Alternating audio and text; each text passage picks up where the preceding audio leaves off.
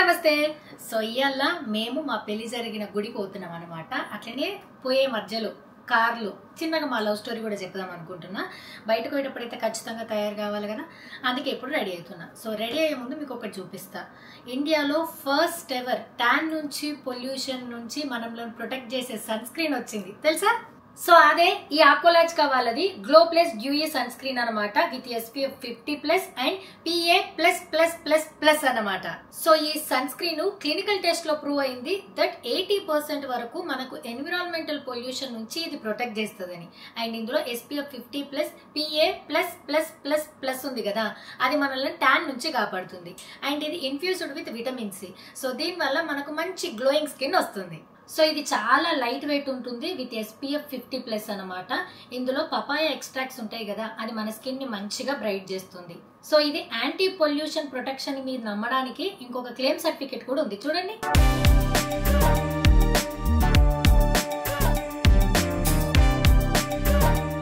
So ఈ Aqualogica glow plus dewy sunscreen ఇండియాలోనే first ever sunscreen అనమాట, that provide ultimate defence from tan and pollution. So ఇంత మంచి sun screen ని మీరు కూడా ఖచ్చితంగా ట్రై చేయండి. ఈ ప్రొడక్ట్ డీటెయిల్స్ అన్ని కింద డిస్క్రిప్షన్ లో ఇస్తే వెళ్ళి చెక్ చేయండి.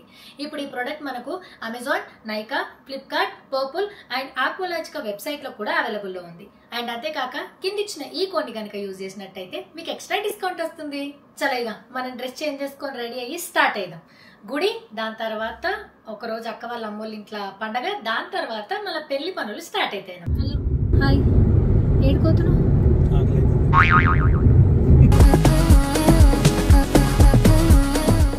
ఆకలి అవుతుందా? ఆకలి అవుతుంది అప్పుడప్పుడు. గంగులు కప్పు నిండా బ్లాక్ కాఫీ తాగిన. బ్లాక్ కాఫీ వేరు. సరేగా నేడుకోతున్నా చెప్పి ఇప్పుడు. నిజామాబాద్ ఎందుకు? టెంపుల్ కి. ఏం టెంపుల్? సాయిబాబా. ఎందుకు ఇప్పుడు పోతున్నాం? ఫోన్ లో చూసుకుంటుండే. నిజామాబాద్ టెంపుల్ కి ఎందుకు పోతున్నావు? అని లగ్గం చేసుకున్నా 10 ఏళ్ల కింద. ఎవరిని? ఒక పిచ్చిదాన్ని వేసుకున్నా, దాన్ని మంచిగా తయారు చేసి.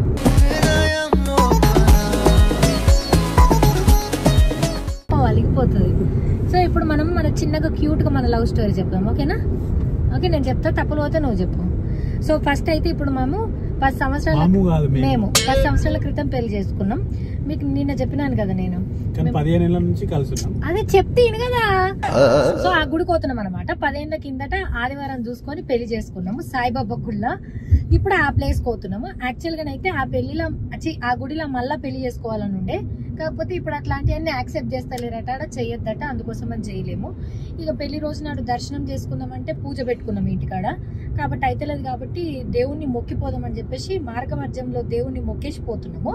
సో ఇది టెంపుల్ పోయే స్టోరీ, ఓకేనా? సాయిబాబా గుళ్ళ పెళ్ళయింది, మాధవనగర్ సాయిబాబా గుళ్ళ.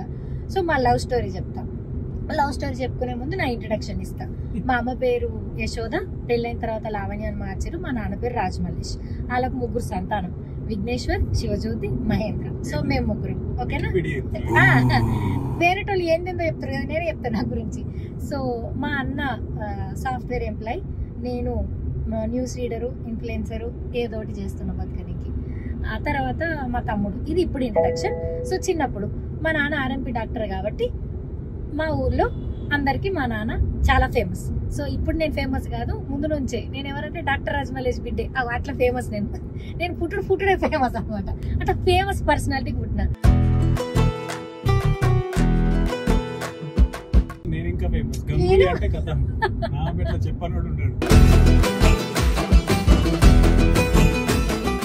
అయితే అట్లా. సో మా అన్న, నేను, మా తమ్ముడు అందరం గవర్నమెంట్ స్కూల్సే. నేను మా ఆయన అనేది క్లాస్మేట్స్ అనమాట. సో వీళ్ళ మమ్మీ డాడీ ఈయనకు గంగులీ అని ఈయన కాలు పేరు పెట్టలేరు. ధనరాజ్ అన్న వాళ్ళు ఇల్లు క్రికెట్ ఆడంగా చూసి ఈయన పేరు ఒరిజినల్ పేరు వేరే అని మళ్ళీ చెప్తా. అట్లా గంగూలీ కింద కన్వర్ట్ చేసిరు, అందుకోసం మేము గంగూలీ అని పిలుస్తాము. మస్తు మంది గంగూలీ అంటే మీరు మార్వాడీసా, నార్త్ ఇండియన్స్ అంటారు, కాదు, ఈయన ఒరిజినల్ పేరు వేరే. అయితే మేమిద్దరం క్లాస్మేట్స్. యాక్చువల్గా ఈయన మా అన్న క్లాస్మేట్, కాకపోతే 1 సంవత్సరం చదవకపోవడం వల్ల నా కోసం అట్లా దేవుడు అట్లా స్కెచ్ చేసిండు అనమాట. గురుకుల ఎగ్జామ్ 2 సార్లు రాపించింది భూమి సార్. మాకు భూమి సార్ అని అప్పుడప్పుడు వీడియోలో చూపించిన, మళ్ళీ ఎప్పుడన్నా కూడా చూపిస్తా. మేము పోచంపాడు, నిజాం సాగర్ ఇట్లాంటి స్కూల్లో ఫ్రీ ఎడ్యుకేషన్ కోసం ఎగ్జామ్స్ రాస్తుంటిమి. అది 4th క్లాస్ రాసిన తర్వాత ఒకటి, 7th క్లాస్ తర్వాత 7th 8th 9th 10th అట్లా. సో 4th క్లాస్ నుంచి మా అందరికి ఎగ్జామ్స్ రాపిస్తే హాస్టల్ ఫుడ్ బెడ్ అన్ని ఫ్రీ అని చెప్పేసి ఎగ్జామ్స్ రాపిస్తుండే. అట్లా 4th క్లాస్ లో రాసినప్పుడు సార్ ఫెయిల్ అయితే మళ్ళా 4th క్లాస్ చదివింది ఆ ఎగ్జామ్ కోసం. మళ్ళా సీట్ వచ్చింది కానీ పోలే. నాకు కూడా సీట్ వచ్చింది. నేను పోయి అమ్మ నా బూతులు అందరినీ తిట్టి ఇంటికి వచ్చేసినాను అన్నమాట. వర్షం బ్లెస్సింగ్స్ ఇస్తుంది. చిన్నప్పటి నుంచి నీకు బూతులు అలవాటు. మరి నేను నేర్పించినట్టు నువ్వు నేర్పించిన బూతులు వేరే, అవి నేను అవి చిన్న చిన్న బూతులే మాట్లాడినా. సో అట్లా చిన్నప్పటి నుంచి మేము ఒకటే స్కూల్ అనమాట. భూమి సార్ దగ్గర 4వ తరగతి దాకా చదువుకున్నాం. 1వ తరగతికి 10 రూపాయలు, 2వ తరగతికి 20 రూపాయలు, 3వ తరగతికి 30, 4వ తరగతికి 40. ఇట్లా నెలకు 40 రూపాయల ఫీజుతోనే మేము చదువుకున్నాం మా దాంట్లో. వీళ్ళు ఇంట్లోనే ఉండేటోళ్ళు సార్ కాబట్టి వాళ్ళ పిల్లలు ఎట్లనో ఈయన అట్లా కాబట్టి ఈయనకి ఇలా చెల్లెకు ఇక అన్నలకు అక్కలకి ఇలా సైడ్ వాళ్ళకి ఎవరికి సార్ ఫీజు తీసుకోలేడు. గురుకుల ఎగ్జామ్ దానికి కూడా తీసుకున్నాడో లేదు, తీసుకోలేడు. అంత పుక్యం చదివేది, మొత్తం పుక్యం చదివి. నేనన్నా 4వ తరగతికి 40 రూపాయలు కట్టి. సో అట్లా 4వ తరగతి అయిపోయిన తర్వాత గవర్నమెంట్ స్కూల్కి పోయాం. 5th 6th 7th. So 7th class చదువుకునేటప్పుడు ఈయనకు క్రికెట్ చూసి గంగులీ అని పేరు పెట్టినట్టు ఇలా సుబ్బోళ్ళ డాడీ, ఇంకొక దుబాయ్ సీనన్న, మా తెలుగు టీచర్, ఇంగ్లీష్ టీచర్ అంజలి మేడం వీళ్ళందరూ కలిసి అరే జ్యోతిని చూడరా బాగుంటది బాగుంటది బాగుంటది అని రెచ్చగొడితే 7th క్లాస్ నుంచి పెద్ద మనిషి నా మీద ఇష్టం పెంచుకున్నాడు అనమాట. సో 7th నుంచి ఈయన నన్ను చూస్తున్నాడు అనే విషయం నాకు కూడా తెలుసు కాబట్టి నాకు కూడా ఇష్టమే ఉండే అన్నమాట. అయితే 8th 9th 10th పక్కూరికి చదువుకునేందుకు వెళ్ళటం. రోజు 3 కిలోమీటర్లు నడుచుకుంటూ పోయేది తెలుసా. వీళ్ళకి సైకిల్ ఉండేది కానీ నాకు సైకిల్ దొక్కనీకి రాక పొద్దున 3 కిలోమీటర్లు, రాత్రి 3 కిలోమీటర్లు, 6 కిలోమీటర్లు నడిచేది నేను మా దోస్తులు అందరం కలిసి.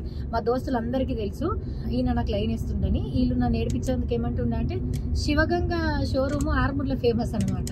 ఆ శివగంగా షోరూమ్ లో టీవీ కొనుక్కున్నాం. నేను బాగుంది ఇట్లా నాటకాలు చేస్తున్నాయి మా ఫ్రెండ్స్ అందరూ. ఈయన ఇట్లా ఏడిపిస్తారు నాకు తెలియదు.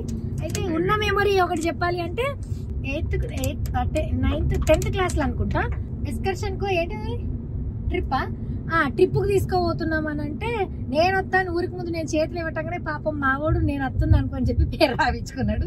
కట్ చేస్తే నేను పోలేను, ఈయన పోయిండు.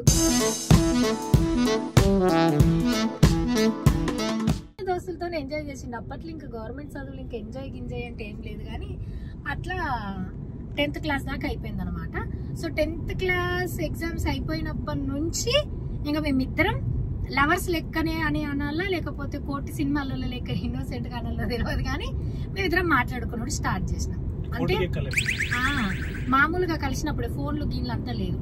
ఇక ఫస్ట్ ఇయర్ ఆయన ఒక కాలేజ్ నేను ఒక కాలేజ్. అందులో కూడా ట్విస్ట్, నేను ఫస్ట్ విజయ కాలేజ్లో పోతే విజయలోనే జాయిన్ అవుతుందని తీసుకుపోయి అందులో జాయిన్ అయ్యాడు పాపం. మా అమ్మ ఏం చేసింది బైపీసీ ఇంగ్లీష్ మీడియం ఉండాలో నన్ను పెద్ద డాక్టర్ చేస్తా అనుకొని తీసుకొచ్చి నరేంద్రలో ఉంది ఇంగ్లీష్ మీడియం అంటే ఇటు ఎత్తేసారు. ఆ పాటికి వీళ్ళు ఆడ ఫీజు కట్టేసినారు కాబట్టి బిడ్డ కమిట్ అయిపోయాడు. ప్రేయర్ జరిగేదానికన్నా ముందు కొద్దిసేపు బాయ్స్ కి అవుటింగ్కి ఇస్తుండే, రోజు వచ్చి నన్ను చూసుకొని పోతుండే అనమాట. సో అది ఇంటర్మీడియట్. సో ఫస్ట్ ఇయర్ అయిపోయిన తర్వాత ఏమైపోయింది, నేను ఫస్ట్ ఇయర్ ఈడ చదివినా ఆయన ఆడ చదివిండు. చదవలే మళ్ళా ఈయన నరేంద్రకి షిఫ్ట్ అయినా. ఎందుకు షిఫ్ట్ అయినావు కాదు, నేను లేనని.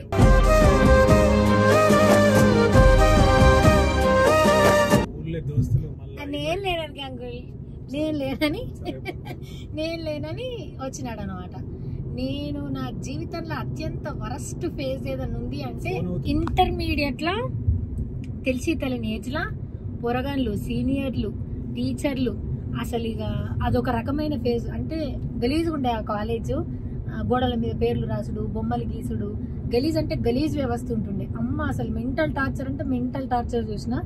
లంచ్ లో తినేందుకు వచ్చి పుస్తకాలలో లెటర్లు రాసుడు, పేర్లు పెట్టుడు, నడుచుకుంటూ పోతే ఏదో పేర్లు పిలుచుడు. ఆ 1 year మాకు ఒక వార్డెన్ ఉండే. అమ్మ నాకు రాత్రి వన్న కళలకు వస్తుంది. నాకు చాలా ఇష్టం కానీ నాకు అస్సలు ఇష్టం లేదు. వాళ్ళెవరో నా పేరు రాసి వాళ్ళెవరో లెటర్లు పెట్టినా కానీ ఆయన నన్నే తప్పు లెక్క చూస్తుండే. నీదే తప్పు, నువ్వెందుకు చూసినావు అని. మరి కంప్లైంట్ ఇచ్చేందుకు కూడా నాకు అవకాశం లేకుండా చేసింది. ఇప్పుడు మీరు తిట్టుకోవచ్చు కానీ అది ట్రూ. నేను చాలా అంటే చాలా ఏమంటారు మెంటల్ గా చాలా డిస్టర్బ్ అయినా ఆ ఇయర్. సో అదంతా చూసి ఎట్లన్నా మా ఊళ్ళో కూడా నా మీద కన్సర్న్ ఉంటుండే. ఈయనతో పాటు ఇంకిద్దరు ముగ్గురు ఉంటుండే. వాళ్ళందరూ వచ్చి బ్రేక్ఫాస్ట్ బ్రేక్ లో లంచ్ బ్రేక్ లో వచ్చేసి నువ్వు ఇక్కడ చదువుకోకు, గర్ల్స్ హాస్టల్కు, ఇది మంచిది కాదు, ఇది మంచిది కాదు, ఇది మంచిది కాదని. తర్వాత ఇక ఈయన మా అన్నకు కూడా క్లాస్మేట్ కాబట్టి అట్లట్లా మా అన్న ఫ్రెండ్ వీళ్ళందరూ కలుసుడు పోవుడు ఇవన్నీ చేసి మా అమ్మకు క్లోజ్ అయినండి.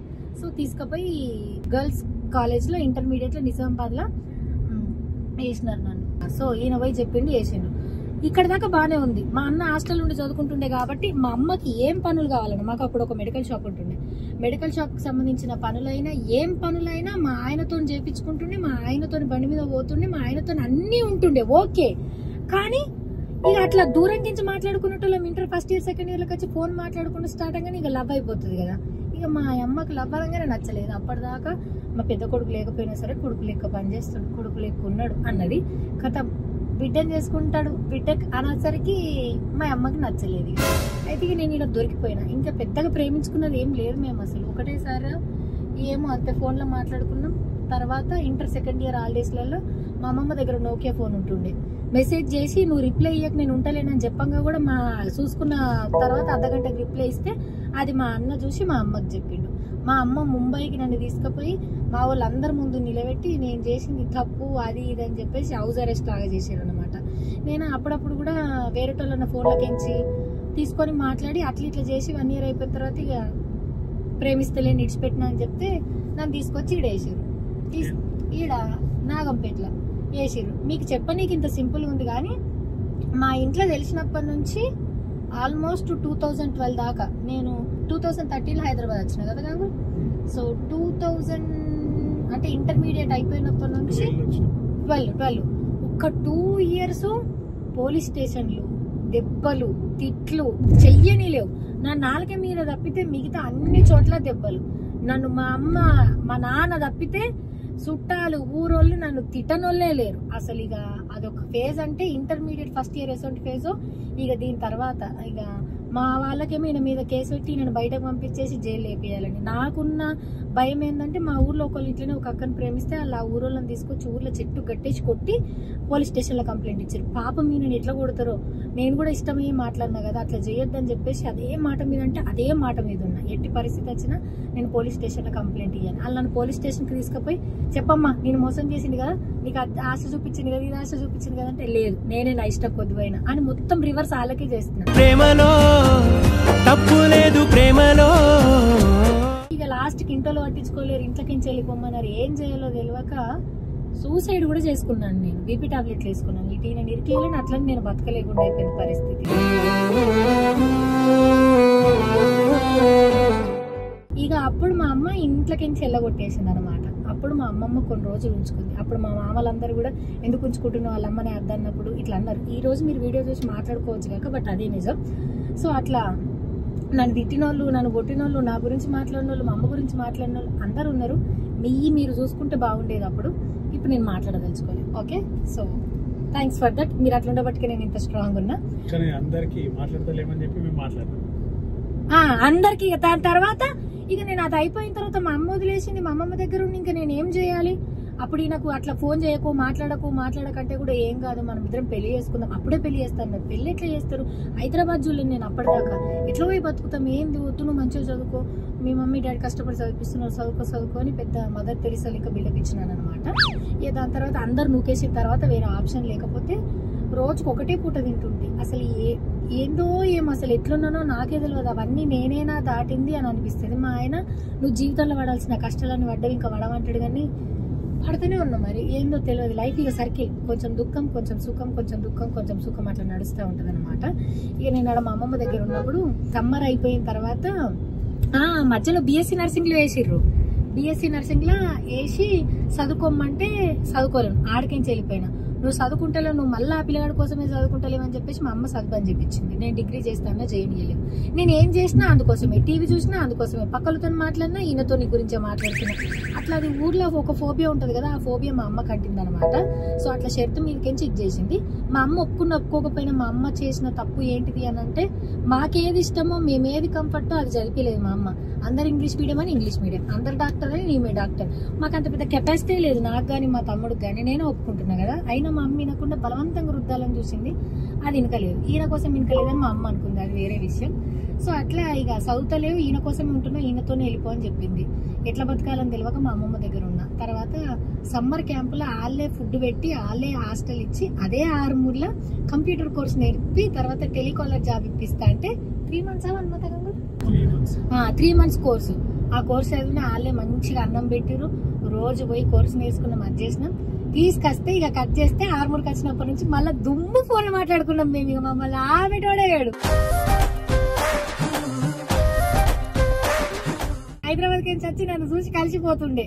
సో అట్లా అయిపోయిన తర్వాత ఇక వాళ్ళు జాబ్ ఇచ్చినప్పుడు నేను హైదరాబాద్కి వచ్చిన. రామ్నగర్ లో ఎయిర్టెల్ అన్న సంథింగ్ దేంట్లో కదా గంగులు తీసుకుపోయి ఆడేసారు.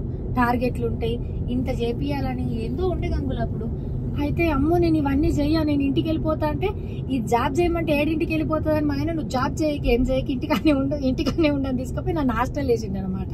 సో తార్నాకల 1 year హాస్టల్ ఉన్నప్పుడు ఈయనకప్పుడు నెలకు 2,000 3,000 నెలకు 3,000 పంపుతుండే. 2012 నాటి ముచ్చట చెప్తున్నా. అప్పుడు డిగ్రీ ఫస్ట్ ఇయరా సెకండ్ ఇయర్ అప్పుడు.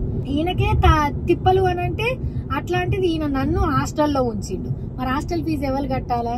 అండ్ నేను మా అమ్మమ్మకు వాళ్ళందరికి నేను జాబ్ చేస్తున్నా అని చెప్పిన, వాళ్ళకు జీతం తీసుకుపోవాలా కదా, ఇవన్నీ ఏం చేయాలని చెప్పేసి పాపం బిడ్డ నేను ఇంటికి వెళ్ళిపోతాను ఏడ్చినా గానీ లేదు, ఈసారి ఇడిచిపెట్టేది లేదని చదువు బంద్ చేసి పొద్దున ఒకటి సాయంత్రం ఒకటి క్యాటరింగ్ సర్వీస్ కూడా చేసిన బంగారు తండ్రి.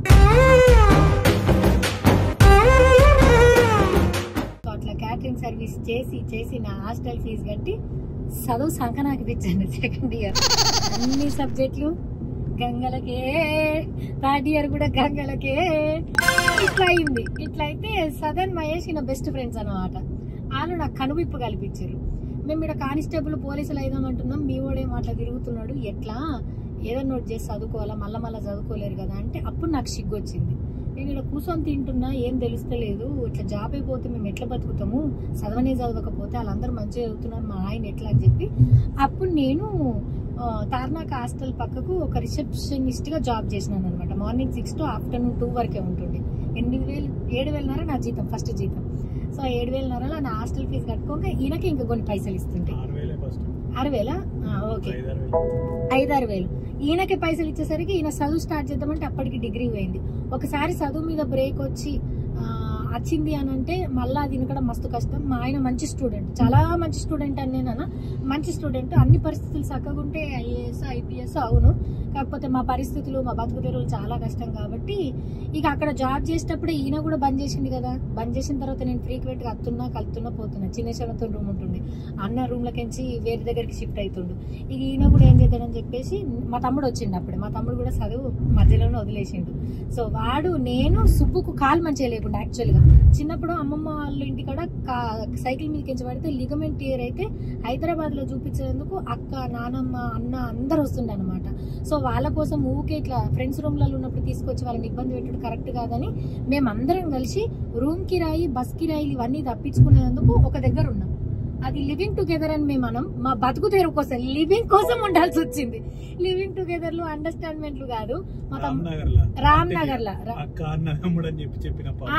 అంటే ఇప్పుడు వీడియో చూస్తే క్షమించండి ఆంటీ, మాకు తప్పలేదు. అప్పుడు 1,000 రూపాయలు 1,500 తీసుకుంటుండే ఆంటీ చాలా మంచిది. సమ్మర్ లో వాటర్ నీళ్లు నింపనీకి మేము ఇద్దరం వెళ్ళిపోతే కూడా ఆంటీ మా కోసం తాగేటి నీళ్లు నింపుతుండే, డ్రమ్ములలో నీళ్లు నింపి పెడుతుండే. ఆంటీకి 2 కొడుకులు, ఒక కూతురు డాక్టర్ అనుకుంటా కదా. వాళ్ళ ఇంట్లో పెద్ద కుక్ ఉంటుండే, దాని పేరేంటే టైగర్.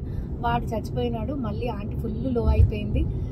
ఆంటీ సారీ ఆంటీ, మేము మా అక్క తమ్ముడు అని చెప్పినాం, ఎందుకంటే రూమ్లు ఇవ్వకపోతుండే కదా. కానీ దానికన్నా ముందు మేము ఒకటే రూము, ఆన్నే కిచెన్, ఆన్నే బాత్రూమ్, అందులోనే అట్లాంటి రూమ్లు ఉన్నాం. నాకు పాసిబుల్ అయితే ఇలా మీకు అనిపించచ్చు మేము ఇట్లా ఎట్లా అని, అట్లా కాదు. మేము ఎటువంటి రూమ్లు ఉన్నామో కూడా మీకు చెప్తా, చూపిస్తే తెలుస్తుంది. అట్లా 1,000 రూపాయల రూమ్ నుంచి తర్వాత కొంచెం ఈయన వేరే పని చూసుకొని, నేను వేరే పని చూసుకొని రూమ్ రెంట్ కొంచెం కట్టగలుగుతున్నాను. మా తమ్ముడు ఉంటున్నందుకు వాడు కూడా కొంత షేర్ ఇచ్చినాడు కాబట్టి అట్లా ఆంటీ వాళ్ళ దగ్గరికి 1,200 1,500 దానికో పోయినాం. 1,700 దానికి పోయినాం అనమాట. సో 1,700 దానికి పోయి అప్పుడు లైఫ్ ఎట్లా ఉంటుండే అనుకుంటారు. ఈ నెలకించి 1,000 రూపాయలు మిగిలి ఇప్పుడు ఒక బిందె కొనుక్కోవాలా, ఒక సాప కొనుక్కోవాలా, అట్లా మిగిలించుకొని అల్లం డబ్బాలు ఇంత చిన్న పేస్ట్లు వస్తుండే. ఆ పేస్ట్ డబ్బాలలో ఆవాలు, జీలకర్ర, పసుపు అవన్నీ వాడిన తర్వాత అట్లా డబ్బాలు నింపినాం.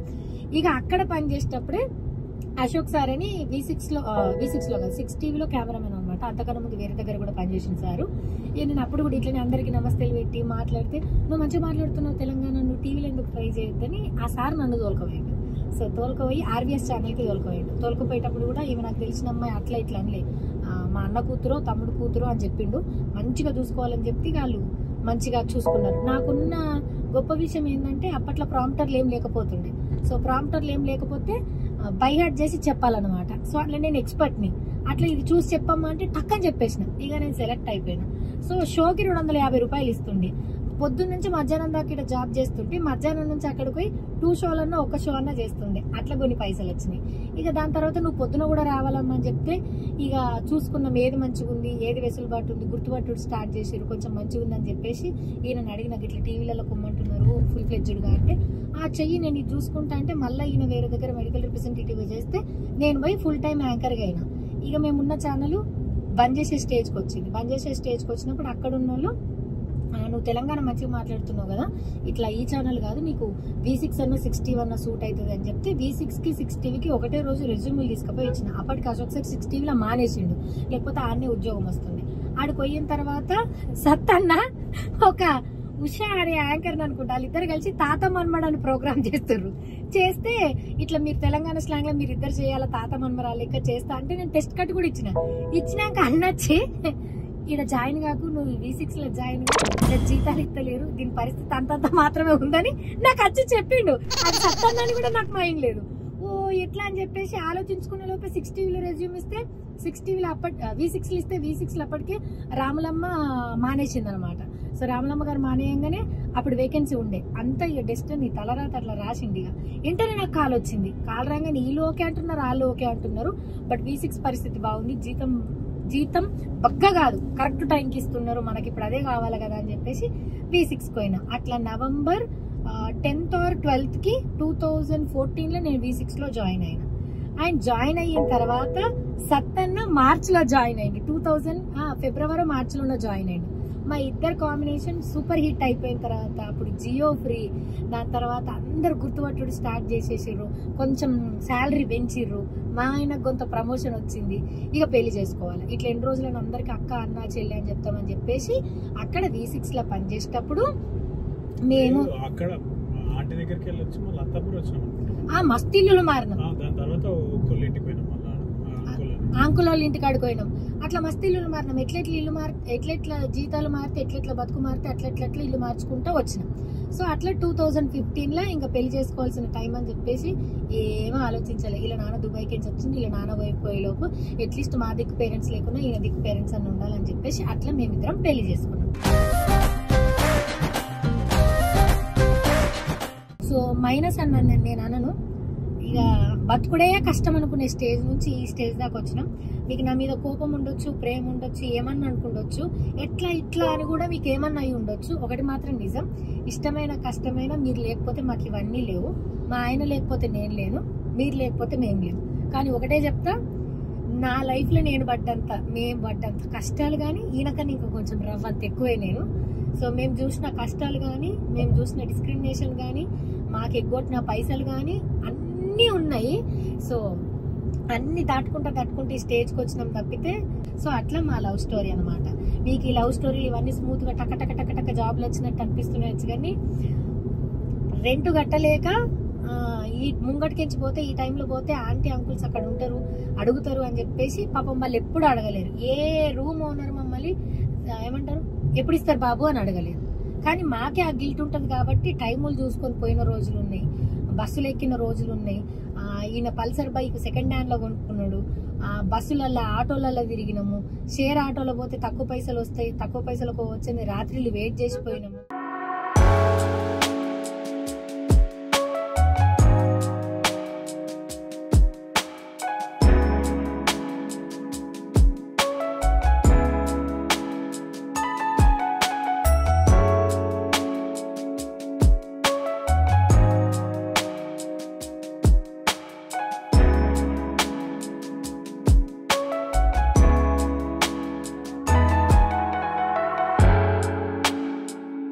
ఇగో ఈడ కపుల్స్ వచ్చి ఫోటోలు దిగినాం. అరుంధతి నక్షత్రం కింద అదంతా ఈడ చూపించినాం. ఇంట్లో మా పెళ్లి జరిగింది. ఇగో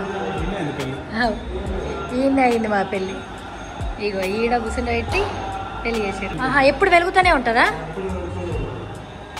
నన్ను మీరున్నారా మా పెళ్ళప్పుడు? అవునా, మీరు చిన్నగా ఉన్నారా?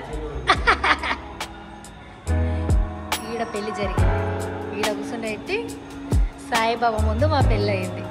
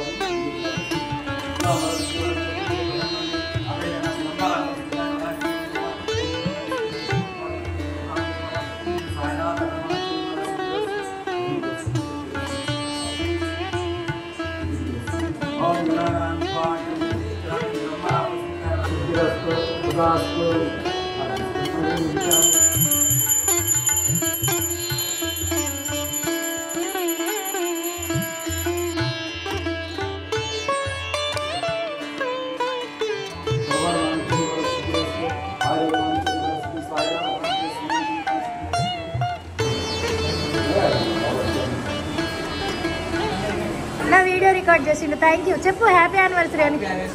Thank you thank you thank you thank you.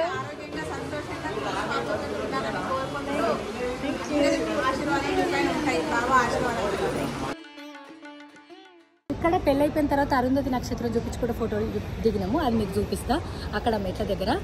And ఇక్కడ పెళ్లి చేసుకున్నాం కదా, హరిప్రియ అక్క బట్టలు కొనిచ్చింది మా ఆయనకి, నేను నా చీరను కొనుక్కొచ్చుకున్నా. తర్వాత ఈయన ఫ్రెండ్స్ కొంతమంది సీన్ అన్న, ఇంకొక సీన్ అన్న, వీళ్ళందరూ కలిసి ఆడ అన్నదానాలు పెట్టించారు అనమాట ఆ రోజు. అట్లా మా పెళ్ళి అయిపోయింది అత్యంత తక్కువ ఖర్చుతోని. 5000 మా తరపు నుంచి 5000 అయిందో 6000 అయిందో బంగారం కాక 6000 ఖర్చుతో మా పెళ్ళి అయిపోయింది. ఎట్లా అనిపిస్తుంది గుడికి వచ్చడం?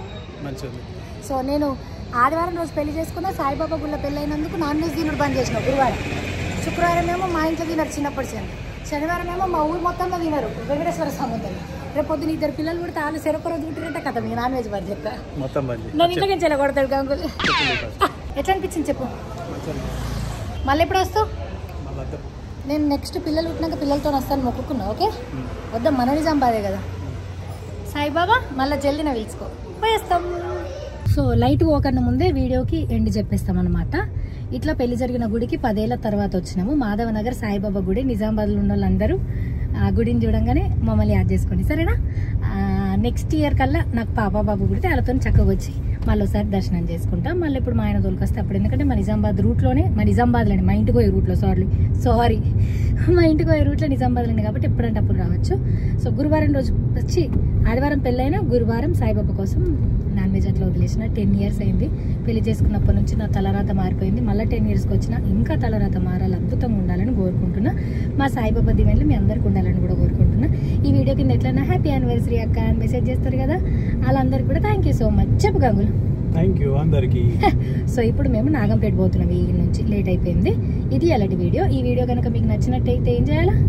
లైక్, షేర్, కామెంట్, సబ్స్క్రైబ్ కూడా. సబ్స్క్రైబ్. సో గుళ్ళ పంతులు మళ్ళీ రీక్రియేషన్ ఒప్పుకోలేదు, లేకపోతే ఇక్కడ మళ్ళీ పెళ్లి జరిగేది. ఈ చిన్న మెమరీ కూడా నా పిల్లలకు రేపు పొద్దున చూపిస్తాను కాబట్టి బ్లాగ్ చేసినాను అనమాట. Thank you. మొత్తం ముచ్చటనే. వినండి. బాయ్ బాయ్ చెప్పు. Bye bye.